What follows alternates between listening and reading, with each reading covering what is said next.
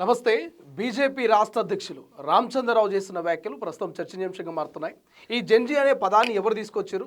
Urban నక్సలైట్లు, left పార్టీకి సంబంధించిన మాత్రమే ఈ జెన్జీ అనే పదాన్ని తీసుకొచ్చారు.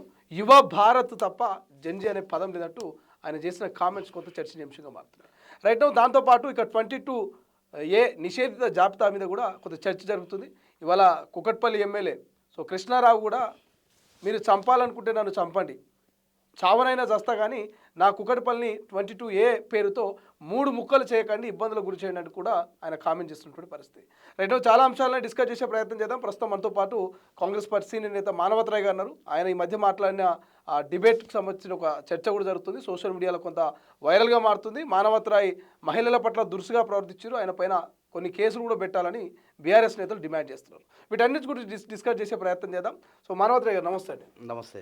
మొదటగా రామచంద్రరావు జెన్జీ అనే పదం ఎవరు పెట్టిరు? ఇది అర్బన్ నక్సలైట్లు, లెఫ్ట్ భావజాలం ఉన్న వాళ్ళు పెట్టిరు. నవభారత్ యువ భారత్ అని అంటున్నాడు. ఎట్లా రామచంద్రరావు గారి పరిజ్ఞానం ఏ విధంగా ఉందో అర్థమవుతుంది.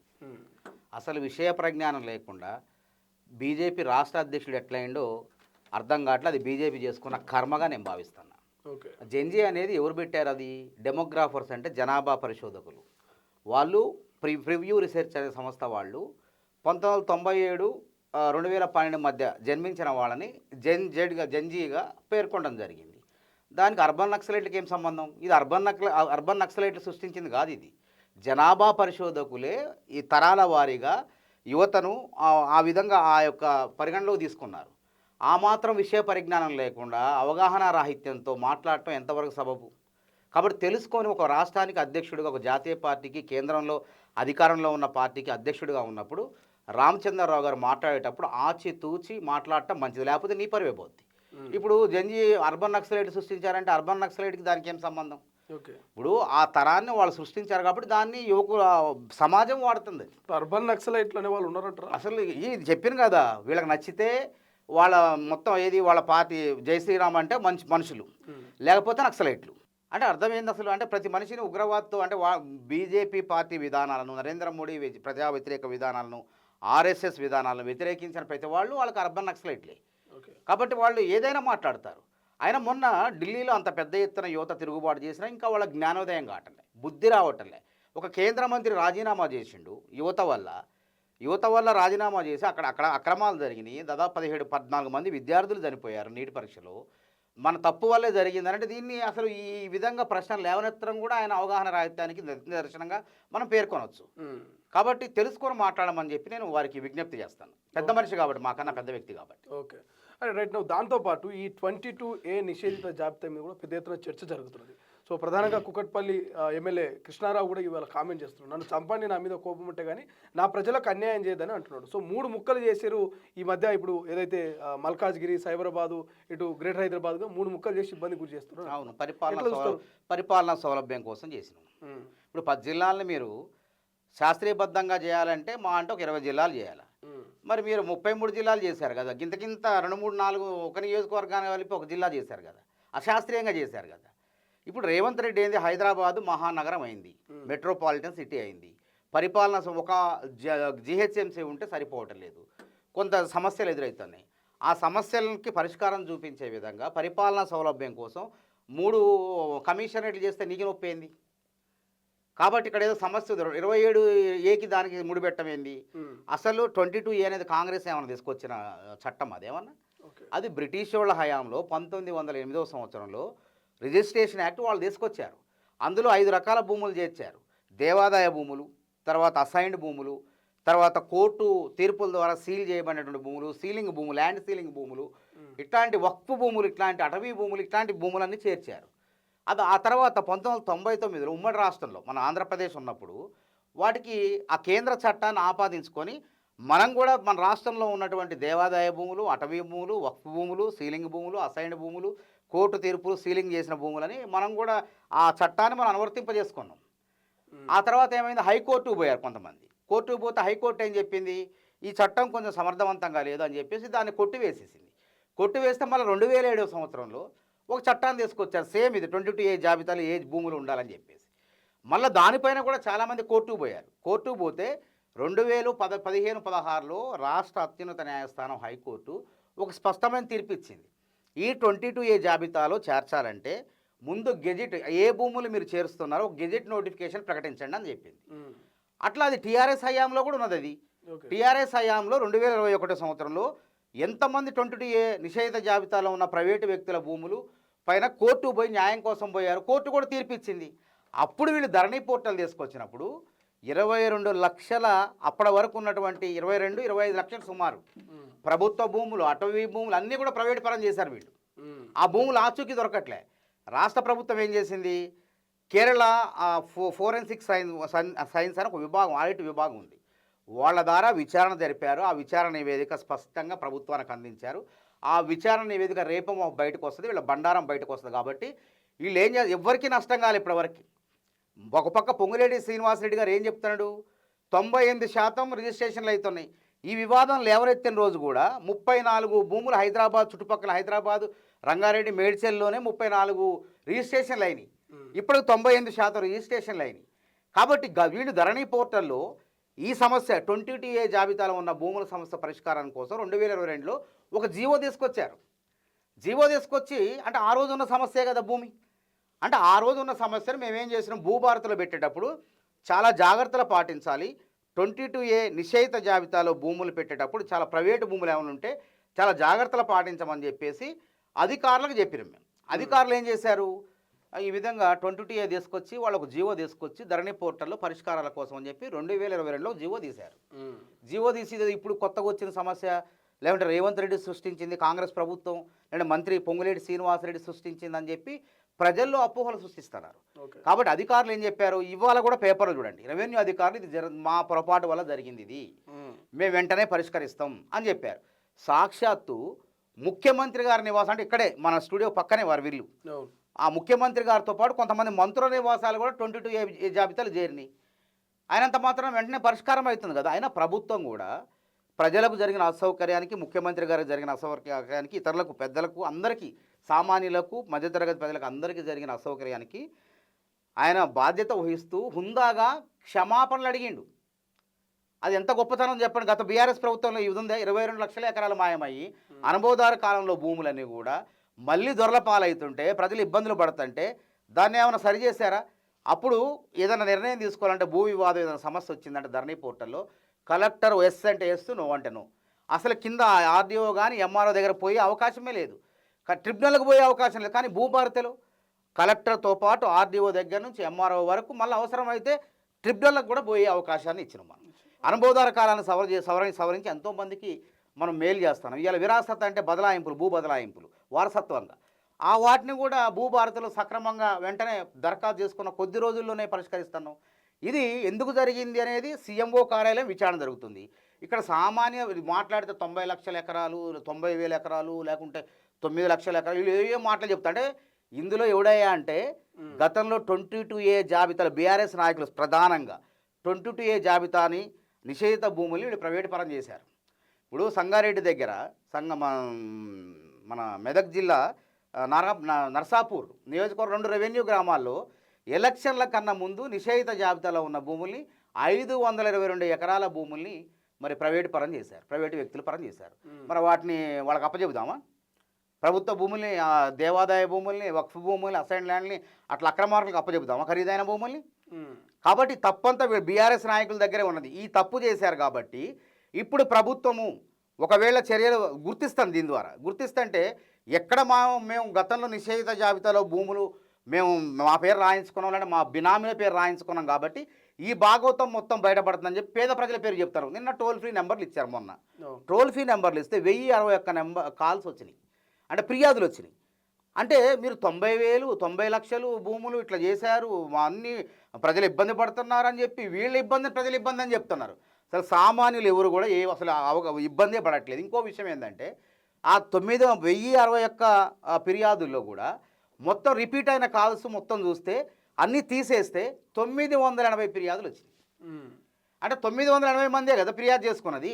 మరి ఈ 1,00,000 మంది, 1,000 మంది ఆడిపోయారు. అంటే వీళ్ళుగా గతంలో ధరణి పోర్టల్లో 22 లక్షల ఎకరాలు మాయమైనాయి కాబట్టి ఆ నిషేధిత జాబితాలో ఉన్న భూములు అవి కూడా అటవీ భూములు కాబట్టి వీళ్ళ పేర్ల మీద వీళ్ళ బినామీ పేర్ల మీద రాసుకున్నారు కాబట్టి ఇప్పుడు అది లెక్క అంతా తేలుతుంది. ఆ లెక్క ఆ గుట్టంతా రట్టు కాబోతుంది కాబట్టి ఏం చేస్తున్నారు వీళ్ళే బాలకాసుమని చెప్పినట్టు ఇప్పుడు ప్రజలు ఎవరు రావట్లేదు ధర్నాలకు. రైతులు రాకపోతే రైతుల ముసుగులో వీళ్ళే 70-80 మంది బీఆర్ఎస్ కార్యకర్తలే రైతుల వేషం వేసుకొని ధర్నాలు చేసుకుంటూ సంచలనం కోసం ఏం చేస్తున్నారు, సింగరేణి భవన్ తగలబెట్టాలా, రైలు పట్టాలు గోయాలా. ఈ 22A నిషేధ జాబితాలు ఎవరైనా ప్రజలు సామాన్య మధ్యతరగతి వాళ్ళు ఎవరైనా పోతున్నారా? కనీసం 980 దరఖాస్తులు పిటిషన్లు పెట్టుకున్నారు, ఆన్లైన్లో ఫిర్యాదులు చేసిన వాళ్ళు కూడా ఎవరు పోవటలే. వీళ్ళదే భాగోతం బయటపడద్దని చెప్పి వీళ్ళ అక్రమాలు బయటపడద్దని చెప్పేసి ఈ 22 నిషేధ జాబితా పెట్ల కాంగ్రెస్ ప్రభుత్వం చేసింది. కాంగ్రెస్ ప్రభుత్వమే కావాలని తీసుకొచ్చిందని భ్రమలు అపోహలు సృష్టిస్తున్నారు. ఒక రాజకీయ లబ్ధి కోసం దీన్ని వాడుకొని రాజకీయ లబ్ధి కోసం వాడుకొని వాళ్ళు గతంలో చేసిన తప్పుల ద్వారా లాభపడాలనుకుంటున్నారు మళ్ళా.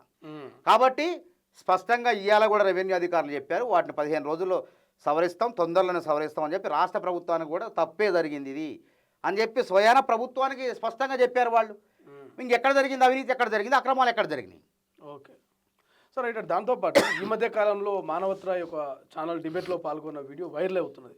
అవతల బీఆర్ఎస్ పార్టీ మహిళ ఉన్నది, ఆమె పట్ల అనుచిత వ్యాఖ్యలు చేసిరు, క్షమాపణ చెప్పాలి, లేకపోతే లీగల్గా పలు సెక్షన్ల కింద మరి మానవత్రాయ్ మీద కేసు నమోదు చేయాలని కొంతమంది బీఆర్ఎస్ నేతలు డిమాండ్ చేస్తున్నారు. ఏం చెప్తారు అసలు? పోవాలా కేసు సెక్షన్ల ప్రకారం నమోదు చేయాలా, పెట్టుకోవాలా, కేసు పెట్టాలి. మేము కూడా పెడతాం, మాకు చట్టం అందరికీ ఒకటే కదా. బీఆర్ఎస్లోకే కాదు కదా, మాకు కూడా చట్టం ఉంటుంది కదా. మానవతారాయి ఎప్పటి నుంచి డిబేట్లు చేస్తాడు? 2008కి వెళ్ళి తెలంగాణ ఉద్యమ నేపథ్యం నుంచి నేను యువజన కాంగ్రెస్, ఎన్ఎస్ఐ ఉమ్మడి రాష్ట్రంలో ప్రధాన కార్యదర్శిగా, యువజన కాంగ్రెస్ ప్రధాన కార్యదర్శిగా, పిసిసి జాయింట్ సెక్రటరీగా, తెలంగాణ ఉద్యమకారుడుగా ప్రధానమైనటువంటి ఛానల్ ఆ రోజుల్లో ఇన్ని యూట్యూబ్లో కూడా లేవు అప్పుడు. ఆ ఛానల్లో డిబేట్కి వెళ్ళిన వ్యక్తిని మరి ఎప్పుడన్నా ఎక్కడైనా జరిగిందా? ఎంతోమంది మహిళలు కూడా వచ్చారు సోదరి భవంతో మాట్లాడుకుంటూ. అంతవరకు ఎవరు నేను మాట్లాడితే నేను కాంగ్రెస్ వకీల్ని, అధికార ప్రతినిధి అంటే అర్థమైంది. కాంగ్రెస్ అధికార ప్రతినిధి అంటే కాంగ్రెస్ పార్టీ పట్ల బలంగా వాదించి తమ వాదనల్ని నెగ్గించే విధంగా, ప్రజల మనసులు చూరగొనే విధంగా వాదించే వ్యక్తి అధికార ప్రతినిధి అంటే. వాళ్ళు కూడా అంతే కదా. కానీ ఈ మధ్య బీఆర్ఎస్ వాళ్ళు బాలకాసుమని చెప్పినట్టు సంచలనం కోసం వేయబడితే మాట్లాడుతున్నారు, సభ్యత లేకుండా మాట్లాడుతున్నారు. ఇప్పుడు ఇన్ని డిబేట్లు చేసిన దాదాపు నేను 400-500 పైగా యూట్యూబ్ ఇంటర్వ్యూలు చేసిన. తొలి వెలుగు నేను మన తొలి వెలుగు ఛానల్కు 2018లో 6వ సబ్స్క్రైబర్ నేను. నాకు బాగా గుర్తు, నేను సబ్స్క్రైబ్ కొట్టినప్పుడు 6వ వాడిని నేను. అట్లాంటిది యూట్యూబ్ తొలి వెలుగులో ఎన్ని ఇంటర్వ్యూలు చేసినా, ఈ తొలి వెలుగే కాదు ఎన్ని యూట్యూబ్లు వచ్చినాయి, దాదాపు 300-400 ఇంటర్వ్యూలు, లైవ్ ఛానల్స్, ప్రధానమైనటువంటి అన్ని టీవీలకు వెళ్ళిన. ఎక్కడన్నా వచ్చిందా? ఈ మహిళ ఎవరైతే ఉన్నారో ఏమో రాజకీయాల్లో కొత్త బిచ్చగాడు పొద్దురగాడు అన్నట్టు, అంటే బాలకాసుమని చెప్పినట్టు వీళ్ళు ఏం చేయాలా, సంచలనం కోసం అసభ్యంగా మాట్లాడాలి, సంస్కారం లేకుండా మాట్లాడాలి. అంటే చర్చ అంటే డిబేట్ అంటే అందరూ చూస్తుంటారు. ఒక టీవీలో మాట్లాడేటప్పుడు సభ్యతగా, సంస్కారంగా. అక్కడ ఏం తప్పు లేదన్నా ఇప్పుడు పవన్ గౌడ్ మాట్లాడిన ఆమె తప్పే ఉందా? 100% చూడండి, మొత్తం వీడియో కటింగ్ చేసుకొని పాపులారిటీ కోసం మ్యూటులు చేసి పెట్టుకోవడం కాదు. ఆ టీవీ డిబేట్ మొత్తం చూస్తే డిబేట్ ప్రారంభమయ్యేటప్పుడే ఆ డిబేట్లో యాంకర్ గారికి నేను స్పష్టంగా చెప్పిన. ఎందుకంటే ఈమె గతంలో వచ్చే కొన్ని డిబేట్లో కూడా అదే విధంగా ఇష్టం వచ్చినట్టు మాట్లాడింది, ఏకవచనాలతో మాట్లాడటం, ముఖ్యమంత్రుల్ని వాడు అంటాం, వాడు వీడని అంటాం, అంటే ఏకవచనంతో సంబోధించడం, అమర్యాదగా మాట్లాడటం. అంటే అది అధికార ప్రతినిధి తత్వమా ఆ విధంగా మాట్లాడటం? అధికార ప్రతినిధి అంటే హుందాగా ఒక భాష నైపుణ్యాలతో ఎదుటి వ్యక్తులు తిప్పికొట్టాల, నీ భాషా సామర్థ్యంతో తిప్పికొట్టాలి, అవతల విషయ పరిజ్ఞానంతో తిప్పికొట్టాలి. అంతేగాని ఎకిల భాష ఊరు భాషలు పెట్టుకొని వచ్చేసి నేను అధికార ప్రతినిధి అంటే చెల్లుబాటు అయిద్దా? ఇంకొకటి, ఒక మహిళ అవతల మహిళ కదా, యువతల వాళ్ళు పురుషులు కదా, నేను ఏది మాట్లాడినా చెల్లుబాటు అయిద్ది అనుకుంటే మానవతరాయ దగ్గర ఆటలు సాగవు, గుర్తుపెట్టుకో. ఎవరైనా సరే నువ్వు మంచిగా మాట్లాడితే మేము కూడా మంచిగానే సమాధానం ఇస్తాం. నువ్వు పద్ధతి తప్పితే బరాబర్ మేము పద్ధతి తప్పుతాం. నువ్వు ఒక్క మాట అంటే 100 మాటలు అంటాం, ముళ్ళుతోనే తీస్తాం బరాబర్. ఎందుకంటే ఇప్పుడు ఏమైంది అంటే నేను ఆగింది అనుకో, మళ్ళీ వీళ్ళ సోషల్ మీడియాలో ఏం చేస్తారు, మూసుకున్న మానవతరాయి డిబేటు ఆపి వెళ్ళిపోయిన మానవతరాయి, పారిపోయిన మానవతరాయి పెడతారు. కాబట్టి పారిపోయే రకం కాదు, ఉరికిచ్చే రకం మానవతరాయి, గుర్తుపెట్టుకోండి. కాబట్టి ఈమె మహిళ నుండి బర్రె గొంతు అనేటువంటి కాన్సెప్ట్ ఎందుకు మాట్లాడడం కరెక్ట్ సరైందే. మనుషులకైతే చెప్తారు, పశువులకి ఏం చెప్తామండి? ఒక డిబేటా 2 డిబేట్ ఇక్కడ ఎవరినే నా డిబేటే కాదు, ఏ డిబేట్లో ఏ పార్టీ వాళ్ళు పోయినా ఆ విధమైన గొంతేసుకొని అరిస్తే ఏమంటాం ఊర్లలో? నేను ఊరు భాషే మాట్లాడినా. ఆ ఊరు భాష పార్టీలో మహిళలు కూడా కొంతమంది అరుస్తారు కదా, మా పార్టీ వాళ్ళ మహిళలు కూడా సమర్థిస్తున్నారు. మంచిగా బుద్ధి చెప్పినావు అని, చక్కగా మంచి మేము ఎవరిని చెప్పండి నువ్వు చెప్పినావు అని చెప్పి నా పార్టీ నాకు అండగా ఉంది. సోషల్ మీడియా గారు అందరూ కూడా ఎవరు కూడా ముఖ్యమంత్రిని పట్టుకొని ఓ గుంపు మేస్త్రి వాడు రేవంత్ గారు ఇట్లా పొట్టోడు మాటలు మాట్లాడేది. ఇప్పుడు కేసీఆర్ గారు, నేను అన్న కేసీఆర్ గారే వచ్చిన నోటి నుంచి అది సభ్యత, మాకు అలవాటు. మాట్లాడి 10 ఏళ్ళు పొజిషన్లో ఉన్నప్పుడు కూడా కేసీఆర్ గారు అనేది ఆయన విధానాలను తప్పుపట్టేది, ఆయన చేసిన అవినీతి గురించి మాట్లాడేది. కానీ కేసీఆర్ వాడు వీడని మాట్లాడినమా చెప్పండి? అదే కేటీఆర్ గారు అంటాం, లేదంటే హరీష్ రావు గారు అని అంటాం. ఈ మహిళ డిబేట్లకు వస్తే రేవంత్ అంటే ఏంది, అసలు ఏమన్నట్టు? సభ్యత సంస్కారం ఉండదా? పత్రికా భాష ఉండదా? ప్రజాస్వామ్య పందాలో మాట్లాడటం తెలవదా? అంటే ఇట్లాంటి వాళ్ళని అధికార ప్రతినిధులు పెట్టు అంటే వాళ్ళు ఏం చేయాలా? సంచలనం కోసం ఏదో ఒకటి మాట్లాడాలా, వ్యూస్ రావాలని చెప్పి మేము పాపులర్, ఈ విధంగా పాపులర్ కావాలనుకుంటారు. కానీ వాళ్ళు సమాజంలో అన్పాపులర్ అవుతున్నారు. ఇప్పుడు ఆమె అన్నది డిబేటు నాకు అవకాశం ఇచ్చారు, డిబేట్ ప్రారంభమయ్యేటప్పుడు నేను చెప్పిన ఆయనకి, రాజేష్ రెడ్డి గారికి ఆయన చెప్పిన, మీరు ఎవరిది వాళ్ళు మాట్లాడుకోవాలా, ఒకరు మాట్లాడేటప్పుడు ఇంకోళ్ళు జోక్యం చేసుకోవద్దు, కల్పించుకోవద్దు, మాట్లాడొద్దు, సభ్యతగా సంస్కారంగా మాట్లాడాలి. ఎందుకంటే అక్కడ ఉన్న వ్యక్తిని చూసి నేను లైవ్లో, అప్పటిదాకా వారు ఆ అమ్మాయి వస్తుందా ఆ మహిళ వస్తుందా నాకు తెలియదు. ఆయన ముందుగా హెచ్చరించిన, ఓకే తల ఊపారు. తల ఊపిన తర్వాత ఆయన ఆమెకు అవకాశం ఇచ్చిన, ఆ మహిళకు అవకాశం ఇచ్చినప్పుడు 10 నిమిషాలు మాట్లాడింది. నేనేం మౌనంగా ఉన్నా. సమాధానం నన్ను అడిగినప్పుడు నేను సమాధానం చెప్పడానికి ప్రయత్నం చేయగలనే ఇంకేముంది, రన్నింగ్ కామెంటరీ చెప్తుంది. అంటే మన వాయిస్, అధికార పార్టీ వాయిస్ బయటికి పోనీయరు, అడ్డుపడే ప్రయత్నం. బాల్కాసుమని చెప్పినట్టు సంచలనం కోసం ఏదో గడబడి చేయాలి, అడ్డుకోవాలి, ఆ ప్రయత్నాల్లో ఉన్నారు వాళ్ళు. కాబట్టి నేను చూసిన తర్వాత నాకు నా ఫోన్ ట్యాప్ జరిగింది 2018. తెలుసు మీకు, ఎంత పాటు ఉద్యమకారుడు, జైలుకు పోయినా, లాఠీ దెబ్బలు తిన్నా. ఆ మహిళన్న ఎప్పుడన్నా చూసినామా? 10 ఏళ్లలో మనం ఎక్కడన్నా ఏదైనా పోరాటంలో ఉన్నదా? ఎక్కడన్నా లాఠీ దెబ్బ తిన్నదా? పోలీసు ఏదైనా చేసిందా? ఇప్పుడు వచ్చి మా మిత్రులు చాలా ఉద్యమకారులు ఉన్నారు, వాళ్ళందరినీ కాకుండా ఏమొచ్చి అరుచుకుంటా టీవీలు అరిస్తే డిబేట్ అవుతుందా? చర్చ అవుతుందా? ఇష్టం వచ్చినట్టు మాట్లాడి చర్చ అవుతుందా? నిన్నగాక మొన్న వచ్చి సరే రావచ్చు, అయినా కానీ మేము మర్యాదగా సభ్యతగా మాట్లాడితే ఆహ్వానిస్తాం, ప్రోత్సహిస్తాం. మనం అందరం కూడా ఇష్టం వచ్చినట్టు నోరు ఉంది కదా అని చెప్పి, నేను మహిళను కదా అని చెప్పి ఏది పడితే అది మాట్లాడితే కుదరదు. కాబట్టి ఆమె ఏమంది, నేనేమో నా పైన ఫోన్ ట్యాపింగ్ జరిగింది, పోలీసులు నాకు నోటీసులు ఇచ్చారు, ఇంత దుర్మార్గం జరిగింది ఆ రోజుల్లో పరిపాలనలో అని ఇట్లా అన్నా. ఎవరిని కూడా అఘోరపరచలే, వేరే విషయాలు కూడా మాట్లాడలే. దానికి మధ్యలో రన్నింగ్ కామెంటరీ చేసుకుంటా నాకు అవకాశం ఏంటి అని పెద్దగా అరుస్తుంది. సరే వారు ఏదో చెప్తారట వినండి అన్నాడు. ఆమె చెప్పి ఏమంటుంది చులకనగా, నీ ఫోన్ ట్యాప్ చేశారా అని చులకనగా ఏకవచనంతో నా పట్ల మాట్లాడింది. వయసులో పెద్దవాడిని, పార్టీ పరంగా అనుభవంలో పెద్దవాడిని, పదవిలో పెద్దవాడిని, అన్నిట్లో పెద్దవాడిని. ఆ విధంగా అమర్యాదగా, నేను మహిళ కాబట్టి ఏకవచనంతో అమర్యాదగా మాట్లాడవచ్చా అని అన్న తర్వాత, అవునమ్మా నీ ఫోన్ ఎందుకు ట్యాప్ చేస్తారు? నువ్వేమన్నా ఉద్యమకారురాలువా? ఏమన్నా ఉద్యమాలు చేసినవా? లాఠీ దెబ్బలు తిన్నావా? నీ ఫోన్ ఎందుకు ట్యాప్ చేస్తారు? నీకు అంత సీన్ లేదు, మేము కష్టపడ్డాం కాబట్టి మాకు ఆ జరిగిన సంఘటన నేను చెప్తాను అన్న. మూసుకో అన్నది. అంటే ఏం మూసుకోవాలి? నేను ఒక పురుషుని పట్టుకొని ఒక మహిళ అసలు డిబేట్లో మూసుకో అనవచ్చా? నువ్వు మూసుకో అన్నది. మూసుకుంటే మరి నేను ఏం మూసుకోవాలా? అతను చెప్పిందా? నోరు మూసుకోమన్నావా, లేదంటే కళ్ళు మూసుకోమన్నావా, ఇంకేమన్నా మూసుకోమన్నావా? దాని అర్థం ఏంది అంటే చులకనగా కావాలని చెప్పి వ్యంగ్యార్థం వచ్చే విధంగా మాట్లాడింది. కాబట్టి నేను అదే విధంగా సమాధానం చెప్పిన, నువ్వు కూడా మూసుకో, పైన కింద మూసుకున్నా. పైన కింద అంటే నా అర్థం ఏంది? కళ్ళు నోరు మూసుకొని అర్థం నా అర్థం. అంతేగాని వేరే వాళ్ళ అపార్థం చేసుకొని నేనేం చేయాలి? నా అర్థం కళ్ళు నోరు మూసుకో. ఎందుకంటే కళ్ళతో నువ్వు ఇట్లా మాట్లాడుకుంటూ మిటకరించుకుంటూ నోటితో ఇట్లా అరుస్తున్నావు కాబట్టి కళ్ళు నోరు మూసుకో అన్న. అది తప్ప? అది ఎక్కడ తప్పు? ఏ పరిభాషలో తప్పు? అదే భూత పదమా? కాబట్టి దాన్ని కూడా సానుభూతిగా రాజకీయం చేసి సోషల్ మీడియాలో ప్రచారం చేసి నాకు ఏం అభ్యంతరం లేదు. నా పైన ఎన్ని కేసులు బెటర్ నేను కూడా పెట్టుకుంటాను. ఎందుకంటే నన్ను కూడా అన్నది కదా, రకరకాల వ్యాఖ్యలు చేసింది ఆ డిబేట్లో. మరి మేము కూడా పెడతాం, మాకు చట్టం ఉంది కదా. కాబట్టి ఇప్పుడు మానవతరాయ్ గారు, ఇప్పుడు మీ మీద నిజంగా ఆమె వెక్కిలిగా స్పందించింది, రన్నింగ్ కామెంటరీ చేసిందని మీరు మహిళ మీద కొన్ని ఆరోపణలు చేస్తున్నారు. ఎందుకు మీ పార్టీ నుంచి ఒక్క మహిళ కూడా బయటకు వచ్చి మరి మానవతరాయ్ మాట్లాడినా ఎందుకు ఎవరు రెస్పాండ్ కావాలి? బరాబర్ మా సోషల్ మీడియా టీం స్పందించింది, రజనీ మాట్లాడుతుంది, చాలా మంది ఆవునూరి సోషల్ మీడియా మిత్రులందరూ కూడా మాట్లాడుతున్నారు, దాన్ని ట్రోల్ చేస్తున్నారు. ఇప్పుడు ఆమెకే అప్పుడు ఆమె చేసిన వ్యాఖ్యలు మమ్మల్ని ట్రోల్ చేస్తుంటే మా వాళ్ళు కూడా ఆగరు కదా. పార్టీ నుంచి నాకు సంపూర్ణమైన మద్దతు ఉంది. ఎందుకంటే ఈ మహిళను తట్టుకోలే, ఇష్టం వచ్చినట్టు మాట్లాడటం. ఇప్పుడు మేమేమో అవతల ప్రతిపక్ష నాయకుల్ని రామచంద్రరావు గారు, లేకుంటే కేసీఆర్ గారు, కేటీఆర్ గారు అని సంబోధిస్తాం మేము. అంటే డిబేట్లు అంటే తెలవకుండా అకస్మాత్తుగా వచ్చేసి ఎక్కడ పడితే ఊరు భాష మాట్లాడి ఆ చర్చా మర్యాదలను, ఆ విలువల్ని పతనం చేస్తుంది ఈ మహిళ వచ్చి ప్రతి డిబేట్లో.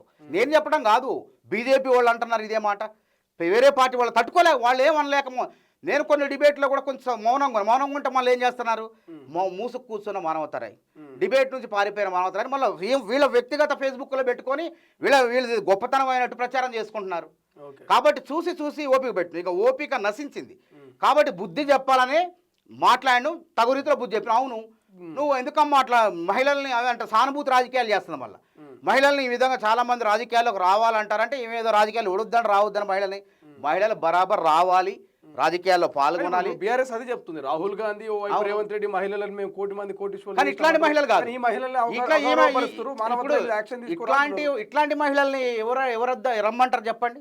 నిజంగా రాజకీయాల్లోకి మంచి భాషతో మంచి పద్ధతితో మాట్లాడే వ్యక్తులు, సభ్యతతో సంస్కారంతో మాట్లాడే వ్యక్తుల్ని ఎవరైనా ఆహ్వానిస్తాం. ఎంతమంది బీజేపీ వాళ్ళు మాతో డిబేట్లు చేయట్లేదా? వేరే పార్టీ వాళ్ళు లేరా? ఎప్పుడన్నా జరిగినాయా? ఈ మహిళ వస్తేనే ఎందుకు నాతో చాలా మందికి ఇదే పరిస్థితి ఎదురవుతుంది. ఓకే, కాబట్టి ఇవాళ మానవతరాయి నువ్వు అందరూ అనుకున్నట్టు ఏదో అందరిని ఏదో మాట్లాడినా వాళ్ళు మూసుకున్న మెలకుండా కూర్చున్నారు.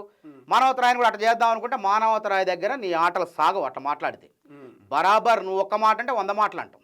అందుకే నేను ఏమంటున్నా, మహిళలు రావాలి రాజకీయాలు, కానీ బర్రె గొంతు వేసుకుని అరవద్దు అంటున్నా. ఇప్పుడు మనం ఏమంటాం, అరే ఎందుకు అట్లా అరుస్తూ అరవకరా అంటే దానికి ఉదాహరణగా మనం ఏం చెప్తామంటే, అరే బర్రె గొంతు వేసుకొని అరవకరా అంటున్నాం. నేను అంటున్నాను నువ్వు రా, కానీ బర్రె గొంతు వేసుకొని ఎదుటి వాళ్ళు మాట్లాడుతుంటే నువ్వు మాట్లాడతావు, ఎదుటి వాళ్ళు సమాధానం చెప్తుంటే నువ్వెందుకు అడ్డుపడతావు? అడ్డుపడే విధానాన్ని ఏమంటారు? అడ్డుపడి అరిచే విధానాన్ని ఏమంటారు? బందికి బర్రె గొంతు వేసుకొని అరవకమంటే ఆమె ఇంకేదో మాట అంది. దానికి నేను సమాధానం చెప్పినాం. నేను ఆడపిల్ల అన్నది, నువ్వు ఆడపిల్ల ఎట్టవుతావమ్మా ఇట్లా మాట్లాడేదని బర్రెపిల్ల నువ్వు అని అన్నా. తప్పేముంది? బరాబర్ మమ్మల్ని ఇష్టం వచ్చినట్టు అన్నప్పుడు రానా మాట్లాడింది మమ్మల్ని కూడా చెప్పుతో కొడతానే అన్న. మేము కూడా అన్నాం కుక్క కాడుకు చెప్పు దెబ్బ నీకు సమాధానం అన్నా. కాబట్టి ఇట్లా అరిసే వాళ్ళకి ఇట్లా కరిసే వాళ్ళకి చెప్పు దెబ్బలే ఆమన్నది మేము అన్నాం. బరాబర్ ఆ మాటలు కూడా పెడతాం. ఈ విషయంలో ఏం చేయబోతున్నారు అంటే వాళ్ళు ఏం చేసుకుంటారు ఎందుకు చెప్తాం? నాకు క్షమాపణ చెప్పమానండి. ఒక పురుషుడిని పట్టుకొని ఒక పార్టీలో సుదీర్ఘకాలం పనిచేస్తున్న వ్యక్తిగా, ఒక పెద్దవాడిగా నన్ను ఇష్టం వచ్చిన మూసుకోమనొచ్చు, చెప్పు తీసుకొని కొడతానవచ్చు, ఏదంటే అది అనొచ్చు. అంటే ఆమెను కూడా అదే విధంగా అన్నందుకే మేము స్పందించినాం. కాబట్టి ఇందులో క్షమాపణకి ఏముంటే అది చేసుకోమని మేము కూడా చేసుకుంటాం. నాకు కూడా మహిళలు ఉన్నారు, మేమేం ఉత్తగేం లేవు. నాకు మహిళా సైన్యం ఉంది, మా మహిళా కాంగ్రెస్ ఉంది, నాకు సొంత బలమే ఉంది. మహిళలు ఒక్కసారి ఇట్లా చిటికేస్తే మొత్తం ఏం చేస్తారో అది చేస్తారు. ఇష్టం ఓపిక కూడా హద్దు ఉంటుంది, ఏదైనా పద్దు ఉంటుంది. ఇంతవరకు దాని పిల్లిని కూడా గదిలో వేసి బంధిస్తే అది పుల్లాగా మారుతుంది. నేను ఆడదాని కదా, మగోళ్ళని ఏమైనా వచ్చు డిబేట్లో, నేను పిఆర్ఎస్ పార్టీ నాయకత్వం దగ్గర మంచి మార్కులు కొట్టేయచ్చు అని మాట్లాడితే అది సభ్యత కాదు, సంస్కారం కాదు. నువ్వు గెలవాలనంటే డిబేట్లలో ఒక పద్ధతిగా పత్రికలు చదువు. అరే చదవకుండా వచ్చి ఏది పడితే అది ఊర్లో భాష మాట్లాడుతుంటే ఎవరు ఊరుకుంటారండి? ముఖ్యమంత్రిని గారిని పట్టుకొని పొట్టోడా, అరే పొట్టోడా ఏంది అసలు? అదేవిధంగా ఊరు భాష, గుంపు మేస్త్రి ఏందన్నట్టు అసలు నువ్వెవ్వరు? అసలు నువ్వు ఆయన కాలిగోడు సరిపోతావా చెప్పు? అట్లా పద్ధతి తప్పి మాట్లాడితే బరాబర్ మేము కూడా అదే రీతిలో చర్యకు ప్రచారం చేస్తాం. ఇందులో భయపడే ప్రసక్తి లేదు. తన్నటానికైనా సిద్ధం, తన్నులు తినటానికైనా సిద్ధం. ఒకవేళ తన్నులు తింటే మళ్ళీ తంతాం, అది గుర్తుపెట్టుకోండి. దీన్నే మీరు తప్పు చేసి మా మీద రుద్దాలని సోషల్ మీడియాలో ప్రచారం చేసుకుంటే ఏమొస్తుంది మీకు? నన్ను ప్రచారం చేసినట్టే కదా. మానవతరా అనేది కొంతమందికి తెలుసు. సరే 10 రాజకీయాల్లో 23 ఏళ్ళ రాజకీయ జీవితం చాలామంది తెలుసు. ఇప్పుడు తెలవని వాళ్ళకు కూడా ఖండాంతరాలు తెలిపారు కదా మీరంతా. కాబట్టి మేము కూడా చాలా అట్లనే ఉన్నాం. వాళ్ళు ఎట్లా స్పందిస్తారు దానికి ప్రతి చర్యగా మేము స్పందిస్తాం. Right, thank you so much. ఇది మొత్తం మీద మహిళ అయ్యుండి కూడా ఒక పురుషుడి పట్ల డిబేట్లో డిబేట్కి సంబంధించినటువంటి పూర్తి నియమావళి తెలియకుండా మాట్లాడడం కూడా సరికాదంటూ మానవతరాయ్ చెప్తున్నటువంటి పరిస్థితి. మేము కూడా అన్నిటికీ సిద్ధంగానే ఉన్నాం. కేసులు పెట్టినా లేకపోతే మాపై దాడి చేసినా ప్రతి దాడికైనా మేము సిద్ధంగా ఉన్నాం. మాకు మహిళా సైన్యం ఉన్నది, అధికార పార్టీ నుంచి మాకు అండదండలు అనేవి కూడా మానవతరాయ్ చెప్తున్నటువంటి పరిస్థితి. చూద్దాం మరి ఈ డిబేట్ వారు ఎక్కడ దాకపోతుంది, ఏం జరగబోతుంది అనేది. కెమెరా పర్సన్ అజయ్తో శ్రీశైలం, తొలి వెలుగు, హైదరాబాద్.